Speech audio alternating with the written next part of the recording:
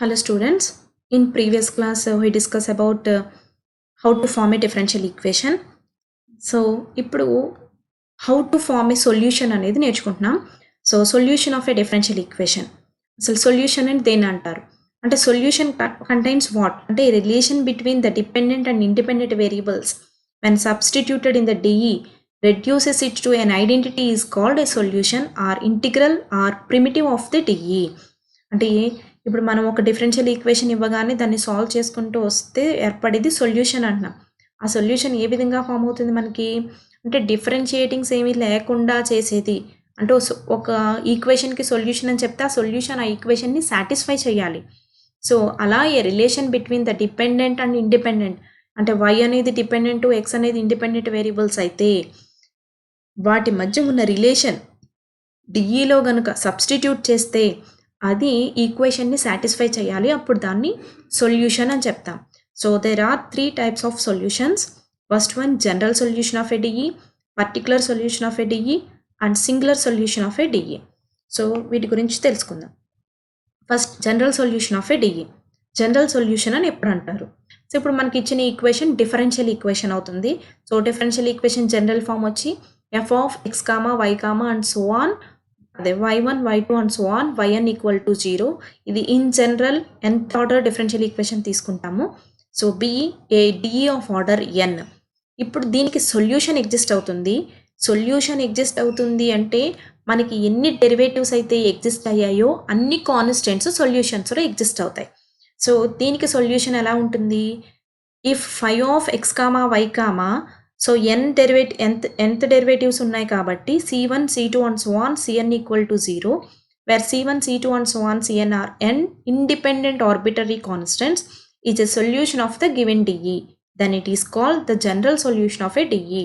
అంటే మనకి ఇచ్చిన ఈక్వేషన్ని సాల్వ్ చేసుకుంటూ వచ్చి మనం ఫామ్ చేస్తే ఎన్ని డిఫరెన్షియేట్స్ ఎగ్జిస్ట్ అయ్యాయో అన్ని కాన్స్టెంట్స్ ఎగ్జిస్ట్ అవుతాయి. అలా ఎగ్జిస్ట్ అయిన ఈక్వేషన్ని జనరల్ సొల్యూషన్ అంటాం. సో నోట్ పాయింట్ చూడండి, general solution of a DE of order n contains n arbitrary constants. So మనకి డిఈ యొక్క ఆర్డర్ ఎంత ఉంటుందో అన్ని కాన్స్టెంట్స్ జనరల్ సొల్యూషన్లో ఫామ్ అవుతాయి. Next particular solution of a DE. ఒక సొల్యూషన్ని పర్టికులర్ సొల్యూషన్ అని ఎప్పుడు అంటారు? So the solution obtained by giving particular values to arbitrary constants in general solution of a DE. మనం ఇప్పుడు ఒక ఈక్వేషన్ ఇచ్చారు, దాన్ని సొల్యూషన్ పెడితే మనకి ఫామ్ అయ్యేది జనరల్ సొల్యూషన్ విత్ కాన్స్టెంట్స్.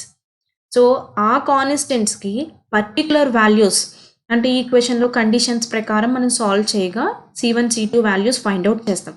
అలా ఫామ్ అయ్యి వాటికి పర్టికులర్ వాల్యూస్ ఇచ్చి చెయ్యగా వచ్చేదాన్ని పర్టికులర్ సొల్యూషన్ అంటారు. అదే డెఫినేషన్ రాసాం. The solution obtained by the given particular values to arbitrary constants in general solution of the DE is called particular solution of the given DE. Singular solution of a DE. Singular solution అని ఎప్పుడు అంటారు? An equation psi of x comma y equal to 0 is called singular solution of the DE. Singular solution means arbitrary constants అనేవి exist అవ్వవు. So ఇక్కడ మనం equation solution తీసుకున్నప్పుడే without constants తీసుకున్నాం psi of x comma y equal to 0 అని. So f అనే differential equation తీసుకున్నాం. So ఇది ఏ కండిషన్స్ సాటిస్ఫై చేయాలంటున్నారు? psi of x comma y equal to 0 is a solution of the DE. So already the solution does not, next second point psi of x comma y equal to 0 does not contain arbitrary constants. So దాంట్లో ఏ arbitrary constants exist అవ్వవు. So third point psi of x comma y equal to 0 is not obtained by giving particular values to arbitrary constants. So మనకి ఏదైతే general solution exist అవుతుందో దాంట్లో ఏ order differential equations అయితే అన్ని constants exist అవుతాయి దాన్ని general solution అంటాం. ఆ కాన్స్టెంట్స్కి కనుక పర్టికులర్ వాల్యూస్ ఇస్తే దాన్ని పర్టికులర్ సొల్యూషన్ అంటాం. సో ఇప్పుడు అసలు కాన్స్టెంట్స్ ఫామ్ అవ్వకుండా ఏర్పడే సొల్యూషన్ని సింగులర్ సొల్యూషన్ అంటాం.